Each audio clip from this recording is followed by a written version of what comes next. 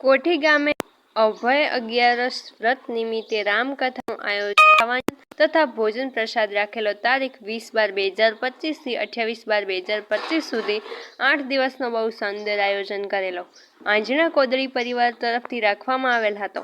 આ કથાનો 8 દિવસથી અંદર રામ વિવાહ મામેરું વગેરે શાસ્ત્રી દ્વારા વિવિધ પ્રોગ્રામનો બહુ અતિ સુંદર આયોજન રાખ તેમાં વાવથરા જિલ્લામાંથી બધા ગામોમાંથી ભાઈઓ બહેનો સંતો માનતો રાજકારણી તથા અધિકારીગણ બહુ બહોળી સંખ્યામાં દરરોજ કથા જ્ઞાન સિદ્ધરાજ બાપુ શાસ્ત્રી દ્વારા જ્ઞાન પૂરું પાડવામાં આવેલો। વધુમાં વધુ કોઠી ગામના પૂર્વ સરપંચ પટેલ રવજીભાઈ જણાવેલ કે અમારી ગામની અંદર અભય 11 વ્રત નિમિત્તે આયોજન કરેલ તેમાં અમારા યુવા મિત્રો તથા વડીલો સમરસ ગામે અમને બહુ સાથ અને સહકાર આપેલો છે।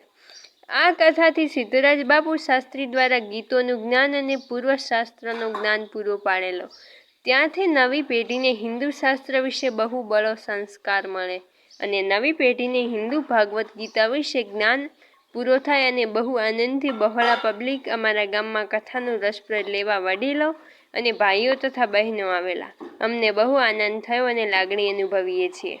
આવતીકાલે ગુજરાત રાજ્ય સરકાર ધારાસભ્ય અને વિધાનસભાના અધ્યક્ષ શંકરભાઈ ચૌધરી આવતીકાલે આ ભાગવત કથાની પૂર્ણાહુતિમાં ઉપસ્થિત રહેશે એવું કોઠી ગામ સરપંચ રવજીભાઈ પટેલે તમામ ધર્મપ્રેમી જનતાને પધારવા આમંત્રણ આપ્યું છે। બ્યુરો ચીફ વિજય ચૌધરી વાવથરાદ। કોઠી ગામે રામકથાનું 9 દિવસનું આયોજન રાખેલ હતું। એમાં ગામના 94 જણા અને 30 કુટુંબ થઈ અને આ ગામજનોએ બધા સહકારથી રામકથાનું સિદ્ધરાજસિંહ શાસ્ત્રી દ્વારા કરવામાં આવ્યું અને આજુબાજુના વાવથરાદ અને બનાસકાંઠા ઝોનના બધા મહેમાનો પત્રકાર ભાઈઓ મિત્રો અને બહુ બહોળી સંખ્યામાં હાજર રહ્યા તે બદલ હું કોઠી ગામના સરપંચ તરીકે આપને બધાને આવકારું છું અને ખૂબ ખૂબ અભિનંદન આલું છું। ગઈકાલે 9મો દિવસ છે। માનનીય શ્રી શંકરભાઈ ચૌધરી પણ વધારવાના છે।